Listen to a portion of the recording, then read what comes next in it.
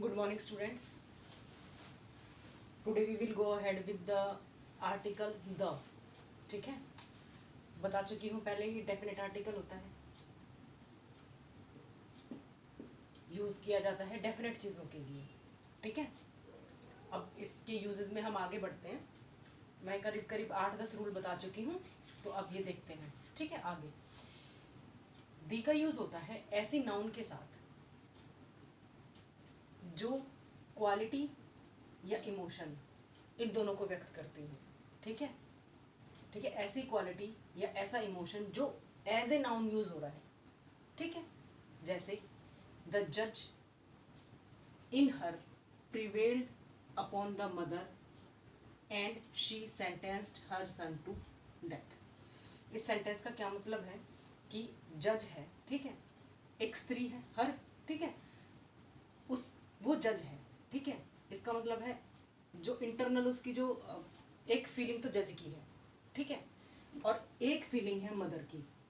ठीक है, एक तरफ उसका तो मोरल है, फर्ज है उसका, और एक तरफ उसकी माँ का मतलब उसके अंदर पुत्र के लिए प्यार है. ठीक है, लेकिन जब वो फाइनल डिसीजन दे रही है उस टाइम पे जो ये मोरल ऑफ जज है, ये मोरालिटी है, ये जो आदमी है उसके अंदर जज, वो prevailed the upon the mother, यानी कि मदर से के ऊपर हावी हो जाता है, यानी कि वो इसको वैल्यू देकर और अपने सन को सेंटेंस कर देती है डेथ का. ठीक है, तो इन दो फीलिंग्स में जीता कौन? द जज, मोरल ऑफ जज. तो यहाँ पर क्या है? नाउन है ये, द जज. जब हम किसी की फीलिंग को, क्वालिटी को, इमोशन को एज ए नाउन यूज कर रहे हैं तब हम उस नाउन से पहले द यूज कर देते हैं. ठीक है, द मदर, माँ. ठीक है, यानी कि द मदर मतलब माँ का प्यार, लव ऑफ मदर.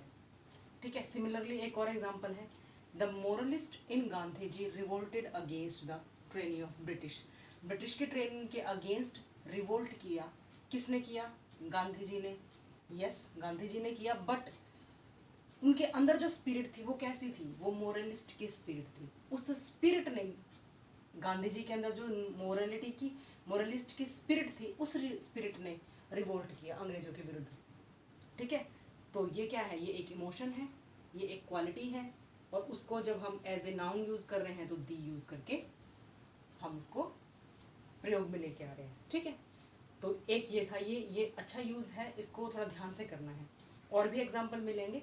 ठीक है, फिर है हमारे पास second use, before same. Same ये वर्ड है, इस वर्ड से पहले भी हम द का यूज करेंगे. The is use for comparison, comparison के लिए.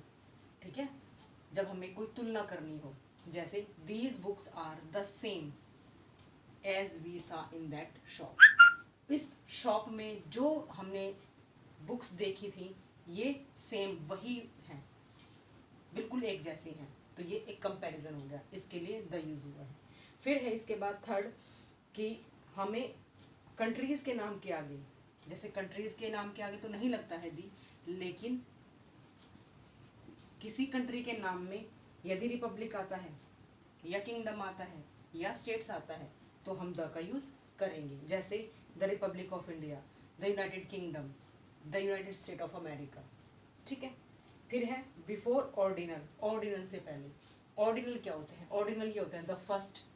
ठीक है, FIRST, first, the second, the third, ये ऑर्डिनल होते हैं. द फोर्थ, द फिफ्थ, ये हमारे ऑर्डिनल होते हैं. इनसे पहले भी हम दी का यूज करते हैं. फिर कुछ फ्रेजेस होते हैं जिन्हें हम ऑटोमेटिकली अंडरस्टूड होता है, व्हाट इज द मैटर. ठीक है, ऐसे ऐसे बहुत सारे सेंटेंस मिलेंगे. Come to the point, keep to the left या राइट. ठीक है, तो ये दी का यूज तुमको एक कॉमन सा मिल जाएगा. ठीक है, बहुत सारे ऐसे सेंटेंसेस होंगे जिसमें ऑटोमेटिकली होगा, यानी कि खुद से. इसका इनका कोई रूल नहीं है, बट तुम्हें दी लगा मिलेगा, तो वो ध्यान रखना है. ठीक है, कुछ ऐसे होंगे जैसे व्हाट इज द मैटर, क्या बात है, कम टू द पॉइंट. ठीक है, सीधा पॉइंट पर आओ, लेफ्ट की तरफ रहो, ये इस तरह की चीज़ें. ठीक है, तो तुम्हें बड़े ध्यान से करना है. इसके एक दो यूज़ और रहते हैं, फिर इसके बाद फिर ए और एन पर चलते हैं. ठीक है, थैंक यू वेरी मच.